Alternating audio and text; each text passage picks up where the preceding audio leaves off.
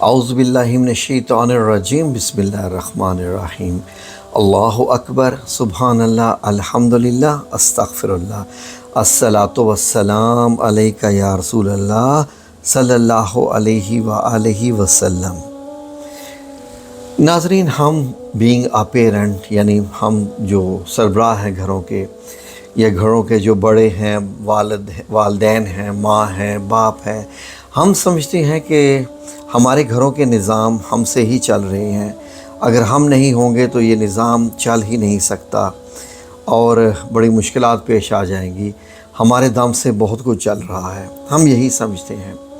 ایک تحریر میری آنکھوں کے سامنے سے گزری، اس تحریر کو جوں میں پڑھتا گیا ایسے مجھے لگا کہ جیسے شاید میری بھی یہ ہونے والی آپ بیتی ہے یا سب کا کچھ ایسے ہی مسائل ہیں۔ ناظرین، تو بڑی غور طلب تحریر ہے، تھوڑا سا وقت دیں تو سنیں تو آپ کو بھی یقین آئے گا کہ جی ہاں ایسا ہی ہونے والا ہے، اس لیے زندگی کیسے گزارنی ہے اب یہ میں بعد میں بات کرتا ہوں۔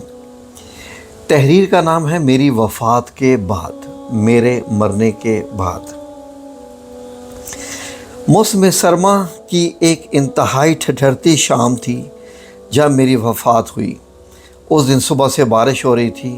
بیوی صبح ڈاکٹر کے پاس لے کر گئی، ڈاکٹر نے دعائیں تبدیل کی مگر میں خلاف جو ہے وہ معمول خاموش رہا۔ دوپہر تک حالت بگڑ گئی۔ جو بیٹا پاکستان میں تھا وہ ایک تربیتی کورس کے سلسلے میں بیرون ملک میں تھا۔ چھوٹی بیٹی اور اس کے میاں دونوں جو ہے وہ ایک سروے کے لیے کہیں دوسرے شہر ڈیوٹی پر گئے ہوئے تھے۔ لاہور والی بیٹی کو میں نے فون نہ کرنے دیا کہ اس کا میاں بے حد مصروف ہے اور بچوں کی وجہ سے خود اس کا آنا بھی مشکل ہے، میں تو چلو بیمار ہوں، ہوتا رہتا ہوں۔ دو لڑکے جو بیرون ملک ہیں انہیں پریشان کرنے کی ضرورت نہیں کیونکہ وہ آ نہیں سکتے۔ میں، میری بیوی گھر پر تھے اور ایک ملازم جو شام ڈھلے اپنے گھر چلا جاتا تھا۔ عصر ڈھلنے لگی تو مجھے محسوس ہوا کہ نکاہت کے مارے بات کرنا مشکل ہو رہا ہے۔ میں نے اپنی پرانی ڈائری نکالی، بیوی کو پاس بٹھا کر رقوم کی تفصیل بتانے لگا کہ جو میں نے وصول کرنا تھی اور جو میں نے دوسروں کو ادا کرنا تھی۔ بیوی نے ہلکا سا احتجاج کیا کہ یہ تو آپ کی پرانی عادت ہے، ذرا بھی کچھ ہو تو ڈائری نکال کے بیٹھ جاتے ہیں، لیکن اب کی بار اس کے احتجاج میں وہ پہلے والا یقین نہیں تھا۔ پھر سورج غروب ہو گیا، تاریکی اور سردی دونوں بڑھنے لگے۔ بیوی میرے لیے سوپ بنانے کچن میں گئی۔ اس کی غیر حاضری میں میں نے چند اکھڑی سانسیں لیں اور میری زندگی کا سورج غروب ہو گیا۔ مجھے محسوس ہو رہا تھا کہ میں آہستہ آہستہ اپنے جسم سے باہر نکل رہا ہوں، پھر جیسے ہوا میں تیرنے لگا اور چھت کے قریب جا پہنچا۔ بیوی سوپ لے کے آئی تو میں یہ منظر دیکھ رہا تھا۔ ایک لمحے کے لیے اس پہ سکتہ طاری ہوا اور پھر دھاڑے مار کر رونے لگی۔ میں نے بولنے کی بہت کوشش کی۔ یہ عجیب بات تھی کہ میں سب کچھ دیکھ رہا تھا مگر بول نہیں سکتا تھا۔ لاہور والی بیٹی رات کے پچھلے پہر پہنچ گئی تھی۔ کراچی سے چھوٹی بیٹی اور میاں صاحب کی پہلی فلائٹ سے پہنچ گئے۔ بیٹے تینوں بیرون ملک تھے، وہ جلد سے جلد بھی آتے تو 2 دن تو لگ ہی جاتے۔ دوسرے دن عصر کے بعد میری تدفین کر دی گئی۔ شاعر، ادیب، صحافی، سول سرونٹ سب کی نمائندگی اچھی خاصی تھی جنازہ میں۔ گاؤں سے بھی تقریباً سبھی لوگ آ گئے تھے۔ ننہال والے گاؤں سے بھی ماموزاد بھائی بھی موجود تھے۔ جب مجھے قبر میں اتارا گیا اور اوپر جو سلیں رکھی گئی تھیں، مٹی ان سے گزر کر اندر میرے اوپر نیچے گر رہی تھی۔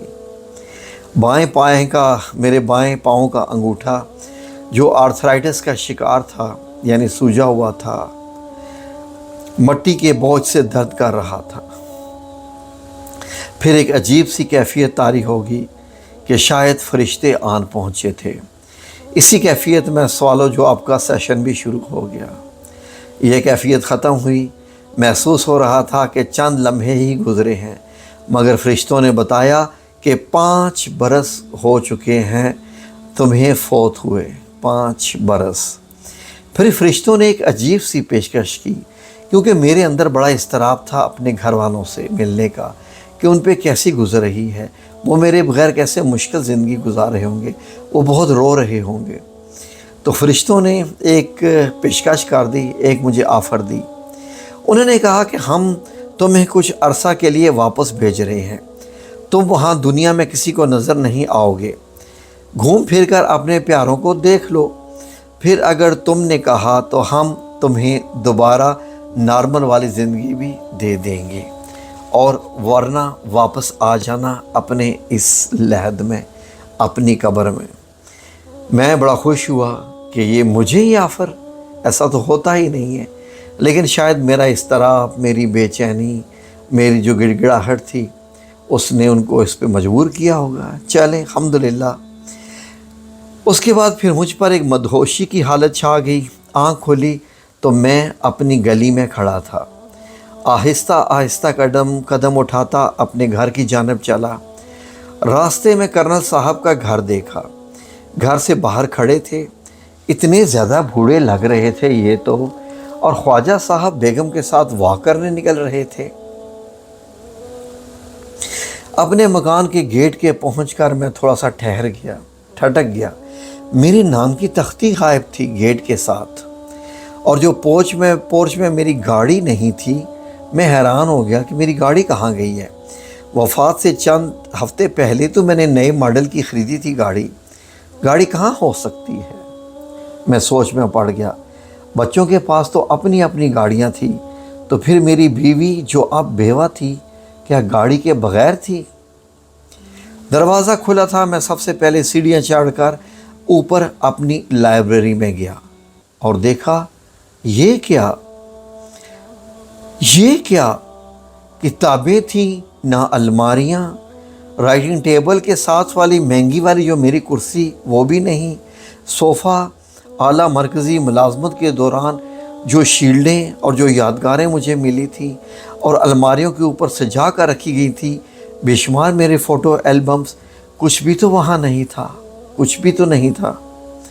مجھے فارسی کی قیمتی ایران سے چھپی ہوئی جو کتابیں یاد آئیں، دادا جان کے چھوڑے ہوئے قیمتی جو قلمی نسخے، گلستان سعدی کا نادر نسخہ جو سونے کے پانی سے لکھا ہوا تھا اور دھوپ میں اور چھاؤں میں الگ الگ رنگ کی لکھائی دیتی تھی، سب تو غائب تھا، کچھ بھی نہیں تھا۔ دادا جان اور والد صاحب کی ذاتی ڈائریاں سب غائب تھیں۔ کمرہ یوں لگتا تھا کہ گودام کی طور پر استعمال ہو رہا تھا۔ ایک کھنڈر کے سے حالات تھے میرے کمرے کے۔ سامنے والے پوری دیوار پر جو تصویر 15,000 روپے سے لگوائی تھی وہ تو جگہ جگہ سے پھٹ چکی تھی، اور میں پس مردہ ہو کر لائبریری سے باہر نکل آیا۔ بالائی منزل کا یہ وسیع و عریض لاؤنج بھائیں بھائیں شائیں شائیں کر رہا تھا۔ یہ کیا؟ اچانک مجھے یاد آیا کہ میں نے چکوال سے جو رگیں پاؤں والی سوت سے بھنے ہوئے 4 پلنگ منگوا کر اس لاؤنج میں رکھے تھے، شاعر برادری کو تو وہ بہت پسند آئے تھے، اور وہ سب کے سب غائب تھے۔ نیچے گراؤنڈ فلور پر آیا تو بیوی اکیلی کچن میں کچھ کر رہی تھی۔ میں نے اسے دیکھا 5 برسوں کے بعد، اتنی تبدیل ہو گئی تھی تو میری آنکھوں میں آنسو آ گئے۔ کیسے پوچھوں کہ گھٹنوں کا درد اب کیسا ہے تمہارا؟ ایڑیوں میں بھی درد محسوس ہوتا تھا۔ دوائیں باقاعدگی سے میسر آ رہی تھی یا نہیں؟ میں اس کے لیے باقاعدگی سے پھل لاتا تھا۔ نہ جانے بچے کیا سلوک کرتے ہوں گے اب میری بیوی کے ساتھ، مگر میں بول سکتا تھا نہ وہ مجھے دیکھ سکتی تھی۔ اتنے میں فون کی گھنٹی بجی تو بیوی بہت دیر باتیں کرتی رہی۔ جو اس طویل گفتگو میں یہ سمجھا تھا کہ بچے اس مکان کو فروخت کرنا چاہتے تھے۔ ماں نے مخالفت کی کہ وہ کہاں رہے گی، بچے بضد تھے کہ ہمارے پاس رہیں گی۔ میری بیوی کو میری یہ نصیحت یاد تھی کہ ڈیرا اپنا ہی اچھا ہوتا ہے، اپنا ذاتی گھر ہی اپنا گھر ہوتا ہے، مگر وہ بچوں کی ضد کے سامنے ہتھیار ڈال رہی تھی۔ گاڑی کا معلوم ہوا کہ بیچی جا چکی تھی۔ بیوی نے خود ہی بیچنے کے لیے کہا تھا کہ اسے ایک چھوٹی ہی گاڑی بس لے دو، وہی اس کے لیے کافی ہے، سستی سی۔ اتنے میں ملازم لاؤنج میں داخل ہوا۔ یہ نوجوان اب ادھیڑ عمر لگ رہا تھا، 5 سالوں میں کافی بدل گیا تھا۔ میں اس کا لباس دیکھ کر ٹھٹک گیا۔ اس نے میری قیمتی برانڈڈ قمیض جو ہانگ کانگ سے میں نے خریدی تھی وہ پہنی ہوئی تھی۔ نیچے وہ پتلون تھی جس کا فیبرک میں نے اٹلی سے خریدا تھا۔ اچھا، تو میری بیش بہا ملبوسات ملازموں میں تقسیم ہو چکی ہیں۔ میں 1 سال لوگوں کی نگاہوں سے غائب رہ کے سب کچھ دیکھتا رہا۔ 1 سال ایک بیٹی بیٹے کے گھر جا کر ان کی باتیں سنی۔